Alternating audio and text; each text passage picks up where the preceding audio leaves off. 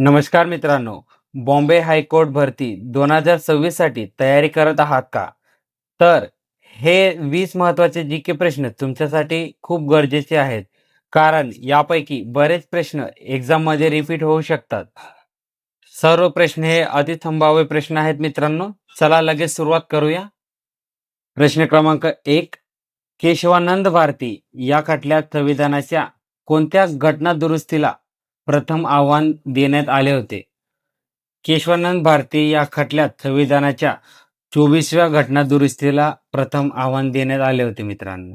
केशवानंद भारती विरुद्ध केरळ राज्य 1973 या ऐतिहासिक खटल्यात प्रामुख्याने 24व्या, 25व्या आणि 29व्या घटना दुरुस्ती कायद्यांना आव्हान देण्यात आले होते.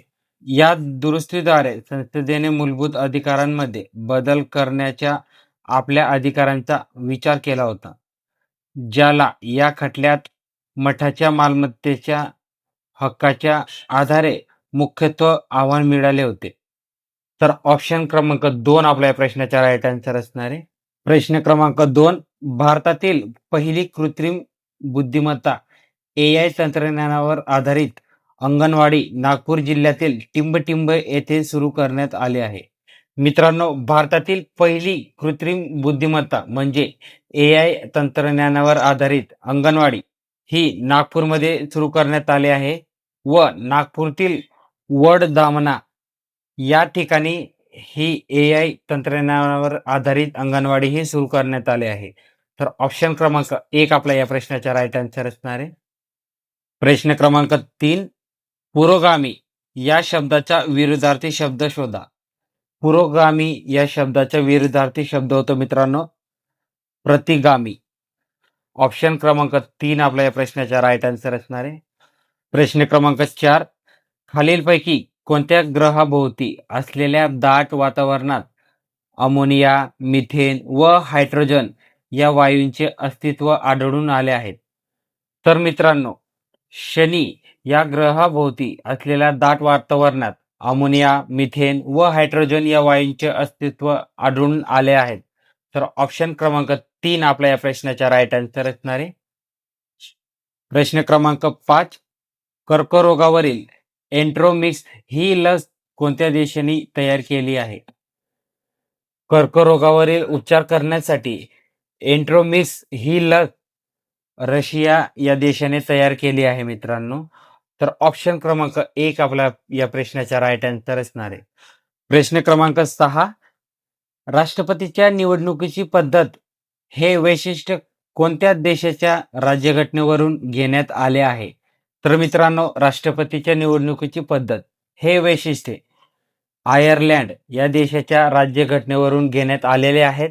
तसेच कलम 54 आणि कलम 55 भारतीय राज्यघटनेच्या या कलमांमध्ये राष्ट्रपतीच्या निवडणूक प्रक्रियेचे वर्णन दिले आहेत व प्रमाणशीर प्रतिनिधित्व पद्धत ही निवडणूक एकेरी हस्तांतरणीय मतदान आणि प्रमाणशीर पद्धतीनुसार गुप्त मतदानाद्वारे घेण्यात येते किंवा घेतली जाते मित्रांनो.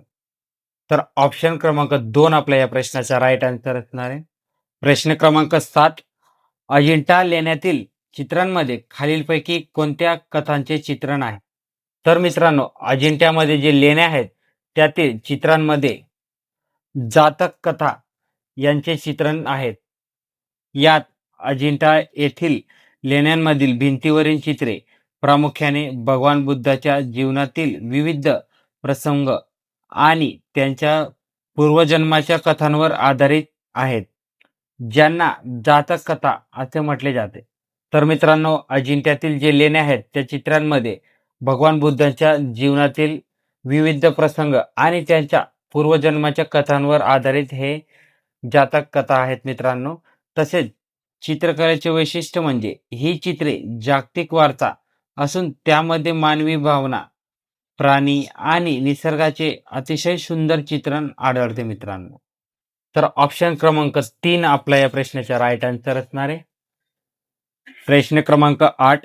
99व्या साहित्य संमेलनाच्या अध्यक्षपदी विश्वास पाटील यांची निवड झाली त्यांनी खालीलपैकी कोणती कादंबरी लिहिलेली नाही? तर विश्वास पाटील यांनी साहित्य संमेलनाच्या अध्यक्षपदी असताना खालीलपैकी अशी कोणती कादंबरी आहे मित्रांनो, जी त्यांनी लिहिलेली नाही, नाही म्हटलं आहे मित्रांनो. तर विश्वास पाटील यांची ययाती ही कादंबरी यांनी लिहिलेली नाहीये मित्रांनो. तर ऑप्शन क्रमांक 4 आपला या प्रश्नाचा राईट आन्सर असणार आहे. प्रश्न क्रमांक 9 बघूया. महिला प्रीमियर लीग WPL 2026च्या निलावात सर्वात महागडे खेळाडू कोण ठरले आहे? मित्रांनो, महिला प्रीमियर लीग म्हणजे WPL 2026च्या निलावात सर्वात महागडी खेळाडू ही दीप्ती शर्मा ही ठरलेली आहे मित्रांनो. तर ऑप्शन क्रमांक 3 आपला या प्रश्नाचा राईट आन्सर असणार आहे. प्रश्न क्रमांक 10. गावाच्या विकासासंबंधी अंतिम निर्णय घेणारी सत्ता कोणाची असते?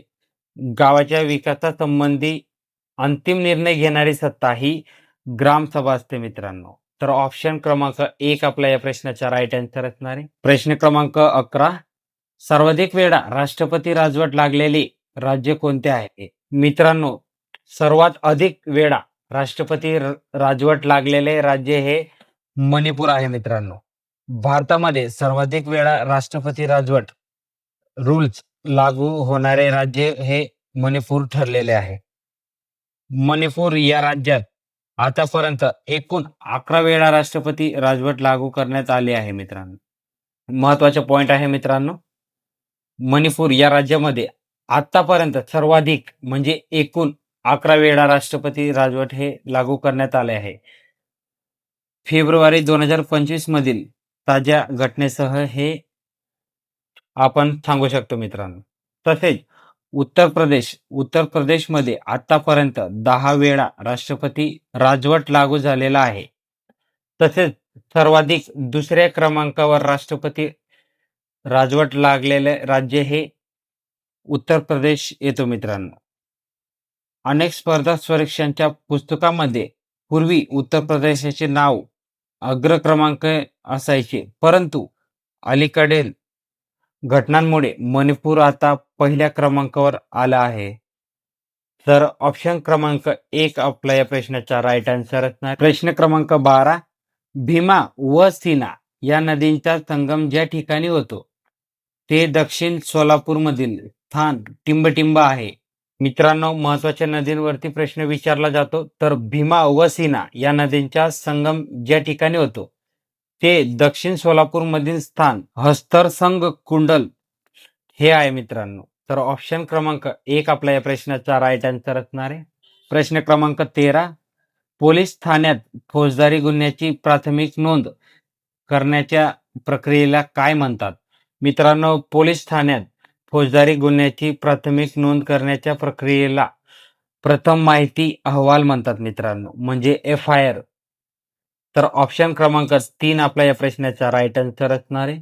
प्रश्न क्रमांक 14. महाराष्ट्रातील पंचायत राज व्यवस्थेचा आकृतिबंध निश्चित करण्यासाठी सर्वप्रथम कोणती समिती नेमण्यात आली होती?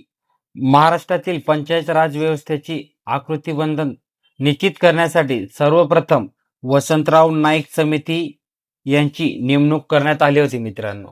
तर ऑप्शन क्रमांक 3 आपला या प्रश्नाचा राईट आन्सर असणार आहे. प्रश्न क्रमांक 15 बघूया.